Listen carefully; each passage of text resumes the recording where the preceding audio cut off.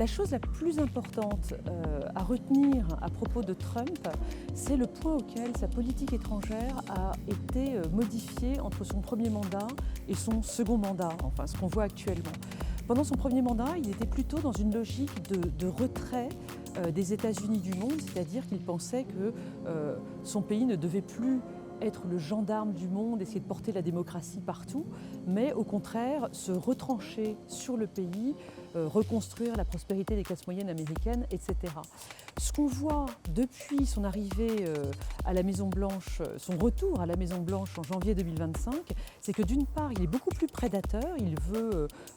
reprendre les droits sur le canal de Panama, éventuellement annexer le Canada ou le Groenland, on va voir ce qui se passe là-dessus, mais aussi il est beaucoup plus actif sur tous les grands dossiers de politique étrangère. On l'a vu sur la question de la guerre en Ukraine, où il souffle le chaud et le froid entre Zelensky et Poutine sans arrêt. On le voit aussi très actif sur la question de Gaza. Il envoie son gendre, Jared Kushner,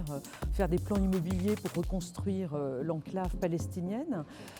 Et puis le plus récemment, là on parle en fin 2025, il est très actif dans la zone des Caraïbes où il fait tirer sur les bateaux vénézuéliens. C'est une croisade contre la drogue, contre le terrorisme, etc. Enfin, pour reprendre ces termes. Et cette évolution, elle est vraiment liée au fait que cette fois-ci, le président Trump se sent les coups des franges, c'est-à-dire qu'il peut, cette fois-ci, assouvir un rêve de puissance impérialiste, c'est vraiment le terme à employer, pour son pays, ce qui n'était pas du tout le cas la première fois, et aussi cette idée que s'il n'agissait pas en tant que président américain sur la scène internationale, il serait vu comme faible, et ça il déteste, et donc il se fait aspirer, comme tous ses prédécesseurs, dans le rôle d'un président très actif sur la scène internationale.